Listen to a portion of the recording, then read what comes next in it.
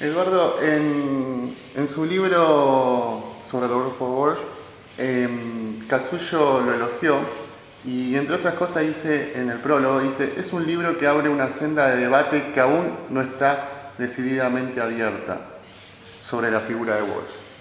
Hoy, ya a unos años de haber salido este libro y con todo el debate que hay sobre la situación de la comunicación, el periodismo, con la ley de medios y demás, ¿cómo ve usted eso que Casullo remarcaba? ¿Ese debate sigue existiendo? ¿Está por resolverse? Es algo bueno, que se mantiene en el tiempo, ¿no? Bueno, a mí me halagó mucho que Casullo hiciera ese comentario porque efectivamente ese es uno de los objetivos del libro, ¿no? Y si yo diría un objetivo de profundizar el debate en dos sentidos. Por un lado, respecto a la figura de Walsh, porque después de la dictadura militar, en los primeros años de democracia, se recordaba al escritor y había ciertas reticencias a hablar de su militancia política. Tal vez como reacción contra eso, después hubo quienes levantaron al Walsh montonero y dejaron en un segundo plano al gran escritor, al periodista. Me parece que necesario tener una visión más integral de Rodolfo y creo que se ha avanzado mucho.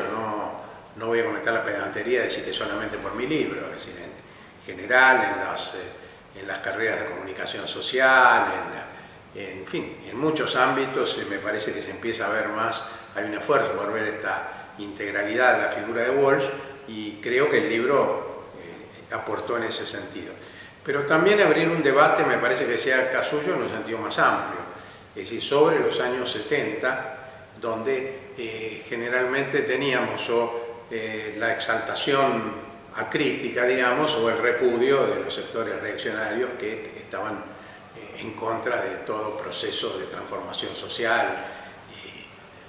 Y me parece que la figura de Walsh es una buena guía, su trayectoria, para una mirada más profunda, más ajustada. Es decir, por un lado, porque Walsh estuvo siempre hasta el final comprometido con la lucha revolucionaria de los 70 y es un ejemplo a tomar en ese sentido, pero también porque supo ser muy crítico, sobre todo en los últimos momentos de su vida, cuando envía esas cartas a la dirección montonera que quedaron sin respuesta, cartas en las cuales él marcaba la necesidad de un cambio radical de estrategia y de alguna manera estaba anticipando la necesidad de pensar en una política de transformaciones que tuviera la perspectiva de la salida democrática, ¿no? O de un futuro democrático que en ese momento era muy difícil de imaginar y que seguramente Walsh lo imaginaba como un ámbito para una transformación mucho más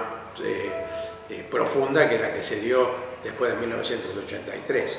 Pero quiero decir que de cualquier manera este debate puede encontrar en la vida de Walsh un material muy rico y no siempre se ha tenido en cuenta, y entonces en ese sentido una de las preocupaciones al hacer el libro era esa. En no tener en cuenta, en ese momento cuando usted, imagino que empezó a investigar y a escribir el libro, a hoy, que por ejemplo cuando se hizo el debate o se sigue haciendo el debate sobre la ley de medios, cada tanto lo toman como referente, especialmente sobre ese periodismo militante de lucha y de trabajar en favor del pueblo, ¿no? A través de la comunicación. ¿Cómo ves eso hoy? No, yo creo que en relación con la figura de Walsh hay una mirada de amplios sectores de la sociedad que me parece que es interesante, es decir, creo que se reconoce su rol militante y al mismo tiempo se sigue valorando muchísimo su condición de escritor, es decir, sus libros se reeditan permanentemente, son por lo tanto muy leídos.